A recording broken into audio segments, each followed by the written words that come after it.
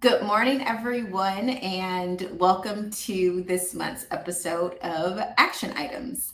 I am your host, DC Man's Sfregola. You say all three of the consonants. And this episode is produced by Let's Talk Supply Chain, brought to you by New Gen Architects, your partner in technology driven supply chain transformations. So I am, as always, very excited to have our guest. This morning, we are joined by the one, the only, the man, the myth, the legend, Brady DeLong of Hen of the Woods. And he is going to be talking with us this morning about forecasting. Brady's experience is CPG, but everything that we're talking about is 100% relevant to anyone that has any type of inventory. And forecasting, planning, making sure that you as an operations and supply chain understand how your job affects the bottom line, the top line, financial statements, tying it all back to cash flow. So welcome, Brady. I just saw you do the 4-year-old toddler wake up at 2 o'clock in the morning. Am I going to make it through this conversation side? We're good. We're in. We're live. So try not to over caffeinate to overcompensate. So I think I got a good level feel. But no, next time I need an intro somewhere, I know who to call. I got a new hype woman in DC. I actually got an email the other day from someone doing an intro, and they wrote like the nicest thing, and I was just like, I have like a hype person. Like, this is awesome. This is a great way to like get introduced to someone. So everyone's already joining. Good morning, Ajit. Good morning, Rob. As always, I'm a real traveler, citizen of the world. I'd love to know where you guys are joining from. Rob, are you normally in California, San Diego? You are out in Tennessee. Are you on vacation? Are you joining us from vacation? I appreciate it. And Brady, give us a little insight to your background. And for the audience, if you do not follow Brady on LinkedIn and you are in supply chain operations, especially at a small company, a startup, I highly recommend that you follow Brady. A lot of what he posts are great insights, great advice, great little nuggets that you can just take with you and be thinking about in your journey in supply chain and product operations. So my question for you, Brady, as you introduce yourself is, why do you post these things on LinkedIn when you could be doing so many other things with your time? Why do you say, I must share this with the world? Well, this week I did have to actually rein it in, because it was like, I try to only allocate so much time to it. It's only so many hours in a day, and I knew I had this with you at the end of the week, which is I kind of put in the same bucket as like posting to LinkedIn, so content type of stuff. So this week I kind of had to take the week off, but yeah, I mean, I like to post stuff that what I think would have helped me like 4 years ago. Is kind of how I like to think about it. Like, where were we in 2018? What were the things that I wish someone had kind of shared with us, some different perspectives, some different frameworks that, would have helped us just make decisions either more quickly or make decisions more confidently, and just kind of think more holistically about our business. So like, those are the types of things that I'm trying to post. It's like, to me specifically 4 years ago. Right. And I feel like a lot of the content, LinkedIn's super powerful, and there's some amazing stuff out there. A lot of it's pretty like 30,000 foot, and like it's just like and like there's some feel good stuff. There's also some vulnerability stuff, which I think it all has its place. I try to post things that I think are pretty tactical, like things that you can utilize day in, day out. But my history, is I came from the culinary world, so which I think is operations. It's very much operations, pretty much my entire life. As you're a chef, you are constantly managing your supply chain, you're managing your personnel, you're managing production, you're managing execution, you're managing fulfillment. So it's all just not just different. Only cooking. When I hear So chef, I'm like, yeah, you're cooking. I mean, yeah, go If talk to a only chef that's all about, you had to do. yeah, the order guides and making sure you have all the inventory for your, however many dishes are on your menu, and you have your training materials prepared, and everyone's executing at the highest level, and the repetition is nailed day in and day out, sometimes 7 days a week. So it's very much the operations world. I actually had this conversation with someone the other day. It's like, why do you think chefs are able to transition to so many different fields? And I think that's a lot of it is because they're constantly in the trenches, in different aspects of the business. So came from the culinary world. Hen of the Woods was founded originally as a restaurant and market concept. I came on to kind of be the GM of the concept. And that's when we started making our line of kettle chips as a little revenue on the side, pay ourselves during the restaurant development phase there.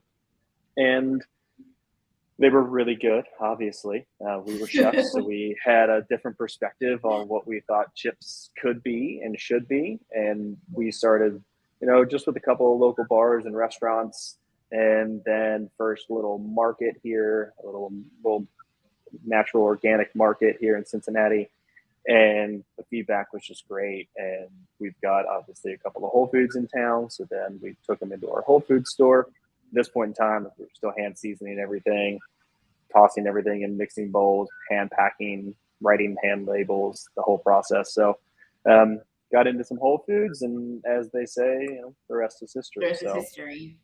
yeah, And it's been 8 years strong, which yeah, is a very, we all know, most businesses getting started, most startups do not, make it in longevity. So it is yeah.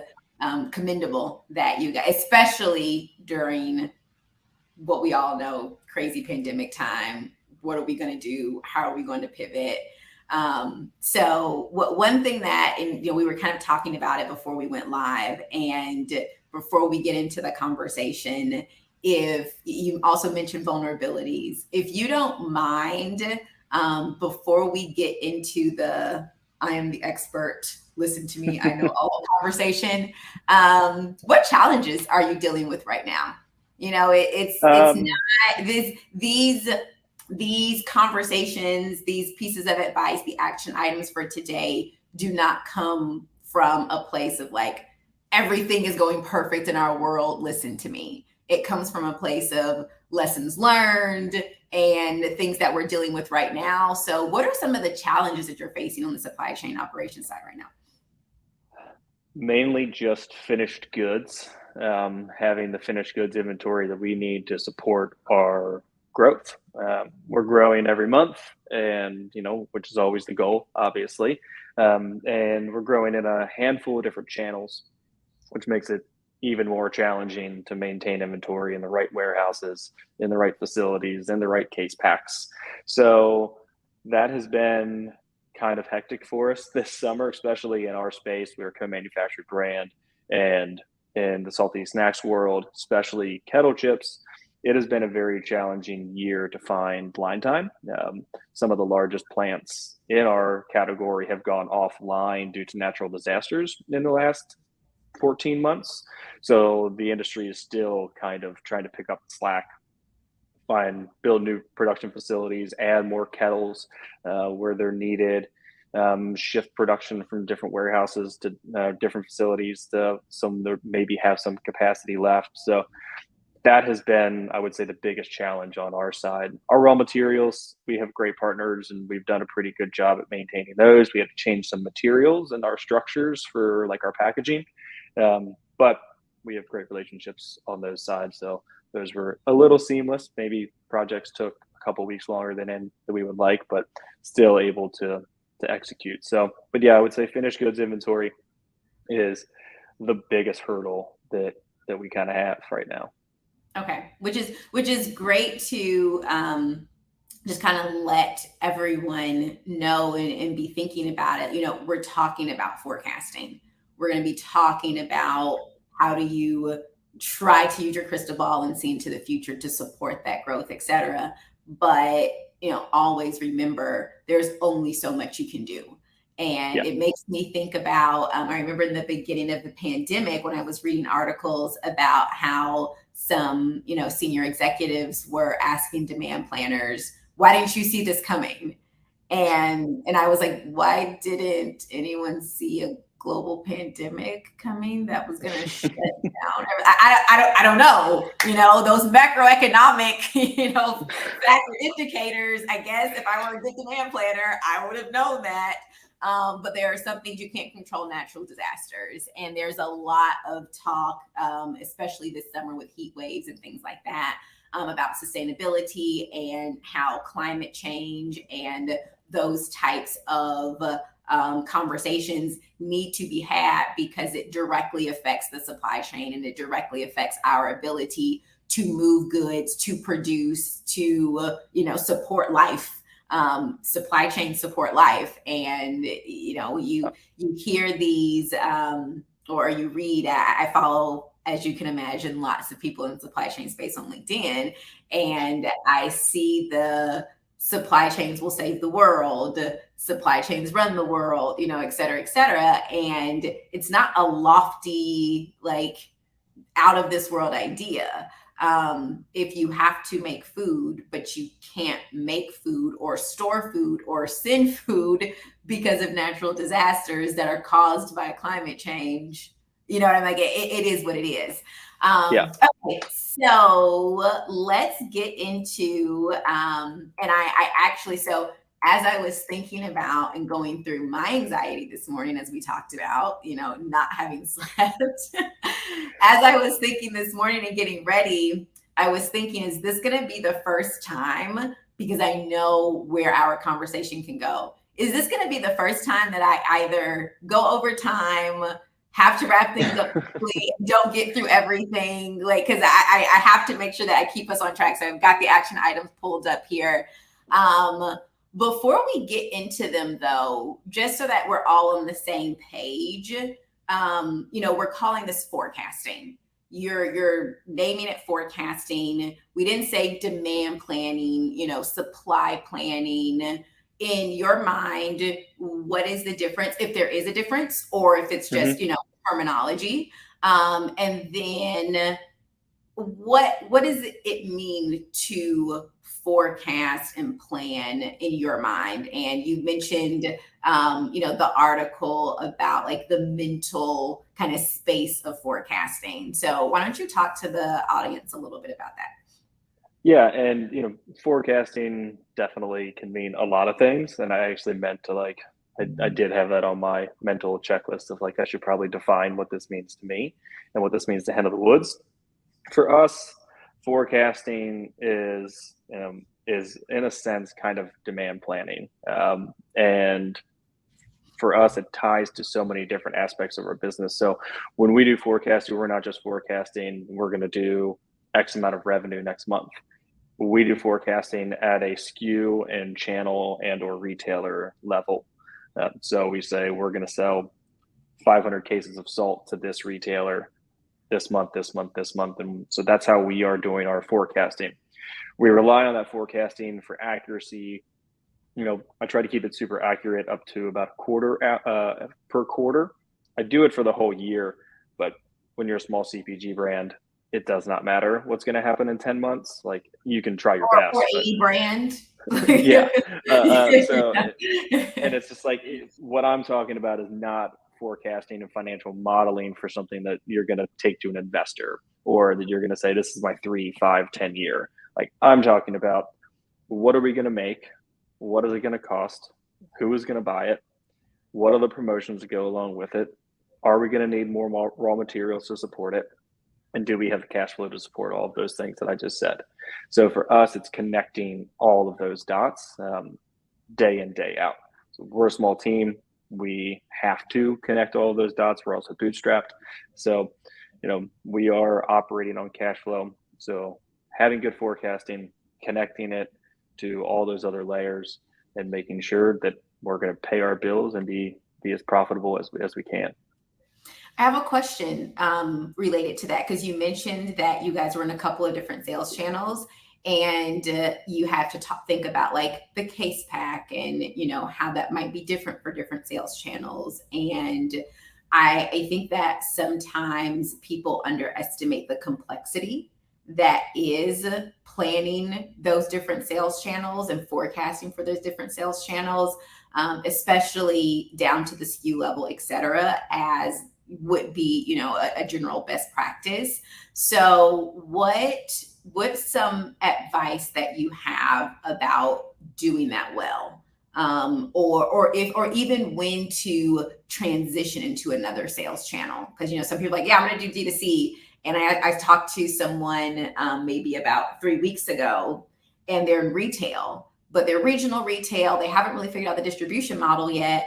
And they said, yeah, we want to do D2C. I was like, well, maybe you should not. Like maybe you should wait, until you figure out the retail piece, at least, get that going, because it's a different, you forecast it differently, you plan it differently, you have different packaging, all of that. So I'm answering my question for you, but yeah, no, I mean, we definitely think about every channel, very differently, as I mentioned. And we do a lot of our own fulfillment in-house, which helps us to be able to solve these problems a lot more simply. So we don't have to work with necessarily our co-manufacturer or a 3PL to do repacks and to do custom case packs, call it, for our Amazon SKUs or anything along those lines. We're able to execute those things in-house. Sometimes we outsource them if we don't have enough time to do a repack or do a kitting for a retailer or something along those lines. But we do have fulfillment in-house. And when I say fulfillment in-house, I mean we have one full-time fulfillment guy, and then the rest of the company jumps down there and does what we need to do day in, day out to make sure that we get product out. We actually take a lot of pride in our fulfillment. We do all of our own B2B e-commerce fulfillment, which that is a very specific case pack. That one we had to optimize for freight or thinking about how we're shipping via UPS. So a lot of testing kind of went in there to see what shows up in good shape, because obviously the more you ship in a smaller box, the more efficient it is economically for you to ship more product in a smaller space. But does it show up in the condition that you want it to? So there was some testing there to kind of figure out. You don't like crumbly chips because you've packed them in a tiny box. We just poke holes in the bags to get all the air out so we can take up that space. So we just say that's one of our sustainability measures. But yeah, we definitely. I want to derail the conversation to talk about logistics and how you decided to do fulfillment internally versus outsourcing. But I also want to maybe come back to that if we have time, and get into our first action item as we're talking about forecasting for different channels and things like that. How do you choose the right metrics? Because I did a project, and I will keep what is it, not say the name to protect the innocent or something like that, or maybe in this case, to protect the guilty. But about 2 years ago now, no, that was about 3 years ago, and we were building out Anaplan, and they just kept adding more metrics and more metrics and more metrics and more metrics. And I was like, okay, at some point, honestly, 5 of these metrics are telling you the same thing. So how do you choose the right metrics when you're trying to forecast these different channels? I mean, our primary metric that we make sure we are doing, first one is, are we producing enough for what we say we're going to sell? Like, what is our gap on inventory versus what we are projecting that we are going to sell to these retailers? And if there is a gap, then we start looking at what channels are we going to maybe hold back, or how much are we going to take off certain POs. But we're not I have to say, we're not really intense on metrics. For us, it's just like, are we selling what we're making? Are we making what we say we're going to sell? And then are we shipping everything on time? When it comes to other, like our supply chain and our raw material metrics, we have PARs that we keep in house and that we like to hit. So that's another useful metric that we look at day in day out. Where are our raw material pars, and keeping on top of all of our lead time pars for each, the metrics on all of our lead times for each one of those raw materials. So we keep it pretty simple, because the more metrics you have, the more different problems you're trying to solve, and a lot of times there's redundancies, and a lot of times solving one problem can create another problem. So we keep it pretty simple. We have the luxury of keeping it pretty simple as a smaller brand who does our own fulfillment and who only has a couple of different co-manufacturer partners. So, we've also built the company to be as simple as possible and not overcomplicate it.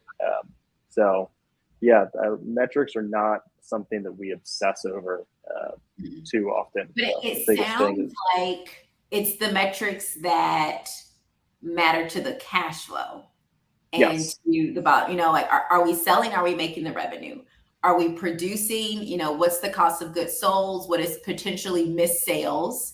And, from an inventory perspective, are you overproducing? And that goes to your inventory holding cost, your freight costs. We talked about optimizing for that. So I do think it's important to call out that the metrics that you guys are tracking, be it on the supply chain side, finance side, if you want to break those two separate in operations, whatever you want to call it, it all ties back to the financial plan. And I think that it's really important for the supply chain practitioners, the operations, professionals that are watching, that are going to catch the recording, to really understand how that world affects the finances of the business and can drive, profits and drive revenue if executed properly, because so many people think of supply chain as the cost. It's just the cost of doing business, the cost of goods sold. And, if you are out of stock, then you're not making money, and you could be making money. And not just as their cost, but it's the timing of said cost. So it's timing your expenses that is, in our eyes, like the most important piece. Like, you only have so much power over how much things are going to cost. You have a lot more power of when you're going to buy them and what quantities you're going to buy them. And so that's how it relates to cash flow in our business. So it's because I also do the sales side. So when I have expansions coming and I know that we're going to be launching in a retailer, and I've got 6 months to prepare for that, and I know we're going to get deductions on the back end from free fills or new slotting fees in the distribution center. Like, we're forecasting all of those expenses out as well. So we're able to look at all of those metrics, all of those different pieces of the cash flow, and decide, okay, we're going to be cash safe here in January. Let's buy more packaging compared to March, when maybe we need it more in March, but cash flow is going to be tighter in March because we've got that expansion hitting. So lining up all those different pieces with cash flow on the finance side it's so important, especially when you're on a small team and you're at a small brand. So that leads us to action items 2 and 3, and I want to get into these a little bit more. So action item 2, make sure that you are leveraging your forecast to make better purchasing decisions. And then action item 3, consider TCO principles for expansion, distribution, TCO, total cost of ownership.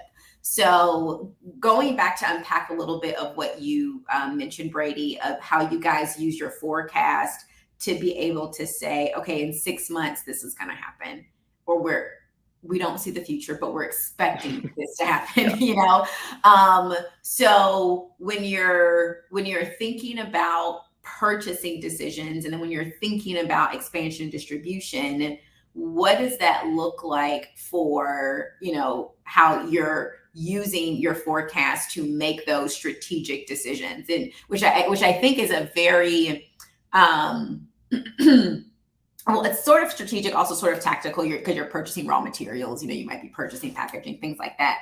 But it's also important to, I think, note that if you are tracking the right metrics, in the right way and you understand how they affect your business, then you're going to be able to make better strategic decisions as opposed to just what do I have to do today? Because you have to be looking, Yeah. forward and planning for the next step. Yeah. So one of those metrics that if you obsess over can actually get you in trouble on the cash flow side is your cost of goods. So, obviously you have to keep your cost of goods within a window. I mean, everyone knows this. You can't go crazy on your cost of goods, but obsessing over making that like your one, your true north metric could potentially cause you to overbuy and to overspend during a certain quarter if you're not looking at maybe what's coming up. So we try to keep, our margins, our cost of good margins in between a certain window, knowing that some months it's going to be higher, some months it's going to be lower. But the big thing is like we want to make sure we have the cash to support expansion. So saving 2 cents an impression on our film or having an extra example, $20,000 in the bank, what do we need more right now? For us, expanding and growing, we need that cash because we might have unforeseen expenses coming up in the next quarter that we're going to be, we can't calculate precisely. We can give projections on, you launch into a new retailer and you're running a promotion. You have projections on what you think you're going to sell and how much deductions you're going to get. But if you absolutely crush it, those deductions might be way more. So having some flexibility with cash flow is more important to us than necessarily like the cost of goods side. So that's part of that purchasing practices that we really try to think about every time that we're placing a PO for raw materials is thinking, how is this going to affect cash flow? And are we going to be able to have enough cash to support growing? Now, I have a thought that just came to mind, and the way that you talk about operations, and even just how you just talked about cost of goods sold. I mean, there are a lot of people in the operation side that I think are just, how do we minimize the cost of goods sold? How do we just we want to minimize costs as much as possible so that we can, increase profits as much as possible. And that leads you to make, like you say, if you just think about it from that one-sided tunnel vision perspective, maybe not the best decision for what you really need to do to grow and to be strategic. But in what your answers got me to thinking about was a concept that we've been talking about in the industry for a couple of years now. And that is the idea that you should not look at your supply chain operations as a cost center as opposed to a revenue center or a profit center. Because culturally, when you say this is the cost, it's even subconscious. It's been ingrained in us in business. You want to reduce your cost. So that's the only, you can't see the forest for the trees because it's the only thing you're thinking about. Whereas if you say, how do I leverage this to make more money, to grow, to scale, etc., the way that you're speaking is, in my mind, kind of a manifestation of that concept.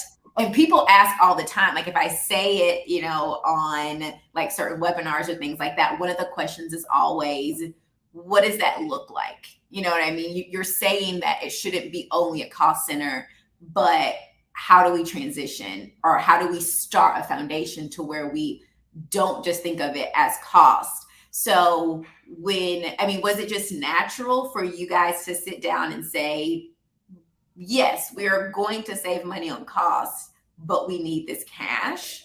Or was that a lesson learned? Lesson learned. Okay. Very much a lesson learned. So yeah, it was probably about 2018 was a really pivotal year for our brand. We had a ton of expansion, and we were growing, we were doubling revenue every year in the first few years, and we got ahead of ourselves quite a bit. We were opening up new distribution centers, new retailers at a pretty rapid rate, and at that point in time, I was doing our forecasting and our modeling a little less strategically and more of looking at historicals and, okay, we grew 400%. Okay, we grew 300% this month over this month. And that's not sustainable. It's not going to maintain. So we purchased way more film than we should have. We had any business buying.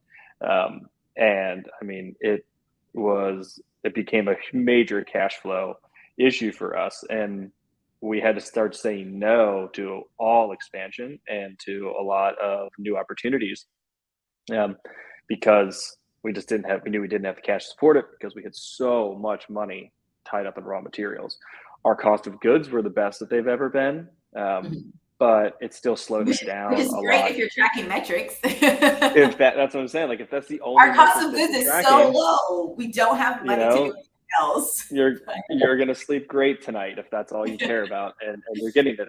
But and every company is different, every situation is different, and I hope I try really hard to never come off as an absolutist, and I just try to share my experiences, and I think one of the reasons that you know I've been trying to talk more and share more is so there's not a ton of resources out there for smaller and emerging brands, for the people from 1 to 10 person teams that are just really trying to figure it out and make it work, pay bills and grow and connect all the dots. So yeah, that's where I think obsessing over the wrong metrics can kind of get you into trouble. Yeah, and another thing that this made me think about, kind of to the choose the right metrics perspective, and I hope that people aren't frustrated, because with action items, I always try to be very precise and saying choose the right metrics. People might be saying, "What are the right metrics? Tell me what the right metrics are." But I mean, it depends. And I hate to say it depends, but it depends on what are your strategic goals? What are you trying to achieve? Where are you right now in your journey? What issues are you facing? And one thing that I can say that just came to mind with what you said is that the metrics should show the overall picture and tell the story. So if you're choosing cost of goods sold because someone told you that you should be tracking cost of goods sold, and you're only looking at it from cost of goods sold, but you're not looking at how it is affecting everything else and how it sits into the greater picture, then you're not really choosing the right metric in the right way. So when we say choose the right metrics, make sure that those metrics are telling the entire story and they're playing together and you understand how they're related, as opposed to individual calculations from data. Yeah, and I think the other metrics is cash flow. I mean, it's very much a metric that you should be measuring your cash flow, um, and you should be keeping track and making sure that it's hard to do monthly to make sure you're always going to be profitable every month, because that's just not how business works. But looking at things holistically, looking at things quarterly, trailing 12s, whatever you want to kind of think about, whatever works for your business. Um, Cash flow is such an important metric that, I mean, 82% of all small businesses that fail do so because they run out of cash, not because they have a bad product, not because they have poor supply chain, not because they have poor marketing. They just run out of money. So that's why I continue to just kind of harp So on maybe cash they flow. run out of money because of those things. Poor Sure, marketing, poor absolutely, supply chain. absolutely. But most of the time, it's just poor cash management. It's Yeah. overextending. So yeah. So using forecasting to consider that. Now, wrapping up the total cost of ownership principle around the expansion and the distribution.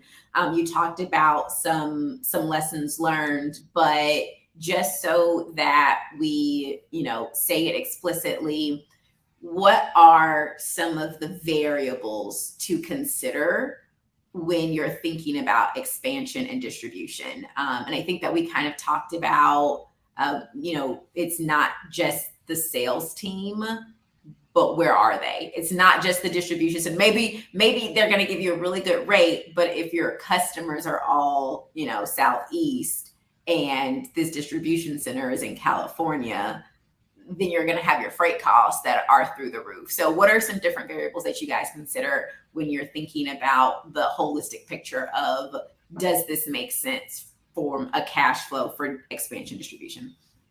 Yeah, right now transportation is pretty much like at the top of that list, because transportation it's come down. Costs have come down a little bit here in the last quarter or so, but that is, especially with our product, we are shipping air essentially, and very cheap air. We're not selling things that cost $10. We're selling things that cost between $2 and $4.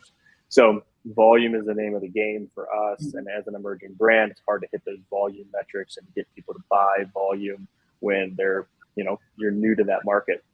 So transportation costs are huge. And then just the in-store activation, like what is it going to cost us to get the customer to see our stuff? Do we need to work with an area sales manager or an outside sales team to go in and hang shelf talkers? Do we need to hit the road and go visit 60 stores in the Mid-Atlantic region to introduce ourselves to store managers and, have hotels and do that whole road trip thing, which we've definitely done. And then from the distribution side, whenever you expand with retail, you're opening up new distribution centers. Each one of those distribution centers comes with new fees, slotting fees, activation fees. Every one of those expansions comes with free fills for the most part. 95% of them, retailers expect at least one free case per SKU when they bring your product in. So calculating those and ensuring that you're calculating those properly. So many people think about calculating that off their cost of goods or their selling price to the distributor, but you actually need to be calculating those to be as safe as possible off of the wholesale list price from that distributor, not even the negotiated retailer rate. So those are some of the initial pitfalls that we weren't taking into account that did catch us off guard. So now we're thinking about things a lot differently when we are looking at what does it look like to expand. The other thing is we try really hard to expand in a healthy and regional out approach. We don't have any brand equity in Arizona, so I'm not going to spend a bunch of money to go expand into Arizona. That doesn't make sense for our brand. We do have brand equity in the Northeast, so we will invest in the Northeast to go expand there. So we're Midwest, Mid-Atlantic, and growing Southeast, North Atlantic. So we try to think about things that way. And so every retailer that comes our way that's outside of those regions, we're very, very critical of those opportunities, making sure that not only do we have the finances set aside for the expansion costs, but then also the in-store activation. Do we want to do demos? Are we going to do coupons? Are we going to do store visits? All of those little pieces. We got a 10-minute warning a couple of minutes ago from Nicole, and I may have jinxed us because we are only on action item number 3, and and we've already gotten the warning. So as I said in the beginning, we might not actually get through everything, but I did want to share a thought from what you just said of we're not going to go into Arizona when our brand equity is, in New Jersey. And I think that just as a business owner in general, regardless of what industry you're in, very often you might get into I want to do it all now. I want to, like I said, I talked to the company that is regionally distributed retail in the Northeast. And the conversation that we had was, how do we do D2C nationally? By not doing it, right now, by not doing it, that's the best solution. And otherwise, if you're saying we want to transition to D2C, that's where we think our bread and butter is going to be. We've done the forecasting, we've figured it out. Then we can have the conversation of, regional distribution, partners, things like that. But how did you guys decide? Again, perhaps lesson learned, because you talked about growing. Let's do it. Okay, so answer is lesson learned. To that point, then, and I don't even want to say for people that are starting a brand and have a really good idea. I'm going to make a really good product because this tastes really good, and I'm going to hit the road, and I'm going to, get in front of customers, and we're going to build, demand around this product. And I don't really know what I'm doing with anything else. So you talked about how, you're providing the tips that you would have wanted someone to tell you 4 years ago. But what are some other resources? And I think about it even from just the perspective of people that are maybe new to supply chain, new to operations, not only working for, a startup brand, but if you're new, or even if you've been in it for a long time and you want to, think about some of these things and learn more about them. Was it just trial and error for you? If you can tell people, learn from my mistakes, go here. Is it just follow me? I will give you all of the information. Are there conferences? Are there books? Is some of it just, you just have to have the experience? I think a lot of it is experience, and the other path, I think a lot of it is just mental frameworks, which are the things that I try to share, not only just like the tactics, just mental frameworks. One of the best mental framework books I think that has really helped me learn to say no is Essentialism by Greg McKeown. So if you've not read that book, again, that's Essentialism by Greg McKeown. It is an incredible book that makes you think so much about saying no and what is really essential to like your highest level of contribution. Like, what is the highest level of contribution that I could bring to the organization or to my brand or to the company at this time? And it just helps you structure, helps you streamline your decision-making process and be able to put things in buckets a little more easily without having to do a 10-minute, it's just less mental exhaustion if you have some of those essential items and some of those North Stars, and you can easily say, no, this is not a line. We are done here.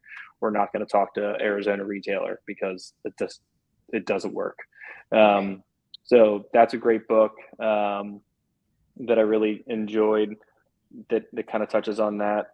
Other podcast is Farnham Street podcast, The Knowledge Project by Shane Parrish. Really great resource that is all about kind of different mental frameworks and things along that line. So I've picked up some things from there for sure.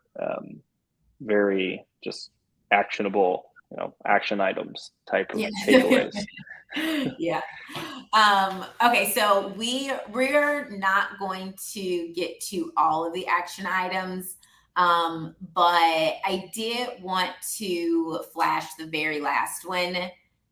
Consider the strong opinions weekly held forecasting model. What does that mean? So strong opinions weekly held is kind of, one of those tropes that I think can get you into trouble, and oftentimes it can reward the most bombastic voice in the room that says, I say this the loudest, I feel strongly about it, and now prove me wrong. So I'm not a full supporter of that trope in all contexts, but in the context of forecasting, it's just get started, create some opinions, create what you think based upon even just your basic rudimentary QuickBooks data. You don't need to spend $40,000 a year on a SPINS or Nielsen or IRI, when you're a young brand. Don't do that. That's bad. If you don't take away anything else, don't do that. That's bad. Don't do that. That's bad. Save your money. You don't. If your only goal is to do fundraising and exit in 2 years, then maybe. But if you want to build something sustainable, no, that's not my way to do it. But buy the data from your distributors if you can do that. But get as much data as you can as cheaply as possible, and you create your initial forecast off of that, and they're probably going to be wrong, but it's your job to have some strong opinions and say, no, I'm going to sell 500 cases, and then try to prove yourself wrong, which is the weekly held part. So be okay, well, what if there's a heat wave out in the West and I can't ship this? What's this do for my forecasting? What if scenario the world planning. decides, what if the world decides that it no longer likes salt and vinegar chips? What is this? So, which would be terrible because that's our number one seller. But so Well, what you're if sure this you come up with something retailer else, I'm sure. yeah, what if this retailer just continues this? What does that look like? So it's a lot of just like trying to prove yourself wrong and why wouldn't this happen? And you'll start to deduce like the things that are actually, potential, and things that are you just kind of, making stuff up just to throw a wrench in your own wheel. But it's all about just like trying to prove yourself wrong. And then you just keep doing that month in, month out. Like our forecasting used to just be revenue numbers on a whiteboard. And now it's, I don't even want to say how many tabs and how many different sheets it connects to. But you just layer on the things that you think are important and the channels you think are important over time, and then you continue to beat those up, and continue to prove yourself wrong. You learn, and then you make the adaptations moving forward. So that's I just like that essay. Paul Sappho is his name. He's got some other really good essays. If you go to his website on a myriad of different topics. He was in like kind of Silicon Valley mid 2000s era. So he's just got a unique perspective on a lot of different topics. So he's a good read. His essays can be pretty, and they're short too. Thank you for that. And what we will try to do, and I will make no promises, what we will try to do is go back and record, find all of these, and then add them in the comments, because these LinkedIn lives are recorded and saved to the LinkedIn world for forever. So you can always come back here and check the comments, get the links and things like that. So we are over time for the very first time. Next show is October 14th. So we were over time and also didn't get to everything. Sorry. But it was a great conversation. I hope that everyone took notes, took something away. If you didn't take notes, there's the recording. You can go back and watch it. So we will sign off and see you guys next month. Thank you for joining, Brady. All right. Great to see you.